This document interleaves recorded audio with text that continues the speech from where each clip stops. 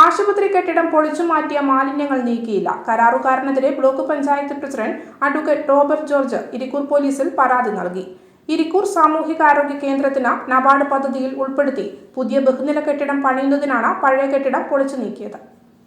Government taluk ആശുപത്രിയുടെ പുതിയ ബഹുനില ബ്ലോക്ക് കെട്ടിടം പണിയുന്നതിന് അവിടെ നിലവിലുണ്ടായിരുന്ന പഴയ കെട്ടിടം പൊളിച്ചു നീക്കിയ മാലിന്യങ്ങൾ മാറ്റാതെ കിടക്കുന്നത് പുതിയ കെട്ടിട നിർമ്മാണത്തിന് തടസ്സമാവുന്നു.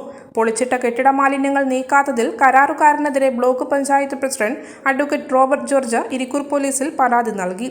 ഇരിക്കൂർ സാമൂഹികാരോഗ്യ കേന്ദ്രത്തിന് നബാർഡ് പദ്ധതിയിൽ ഉൾപ്പെടുത്തി 11.35 കോടി രൂപയുടെ നിർമ്മാണ പ്രവർത്തനങ്ങൾ തുടങ്ങുന്നതിനായി നിർദ്ദിഷ്ട സ്ഥലത്തെ പഴയ കെട്ടിടങ്ങൾ പൊളിച്ചതായിരുന്നു. എന്നാൽ മാസങ്ങൾ കഴിഞ്ഞിട്ടും കെട്ടിട മാലിന്യങ്ങൾ മാറ്റാതെ കിടക്കുന്നത് പുതിയ കെട്ടിട നിർമ്മാണത്തിന് തടസ്സമാകുന്നതിനാലാണ് പോലീസിൽ പരാതി നൽകിയത്. ഇരിക്കൂർ ഗവൺമെന്റ് താലൂക്ക് ആശുപത്രി പുതിയ ബ്ലോക്ക് നിർമ്മിക്കുന്നതിനായിട്ട് ഇവിടെയുള്ള നേരത്തെ ഉണ്ടായിരുന്ന OP കെട്ടിടങ്ങൾ പൊളിച്ചു മാറ്റാൻ വേണ്ടി കരാർ നൽകിയിരുന്നു.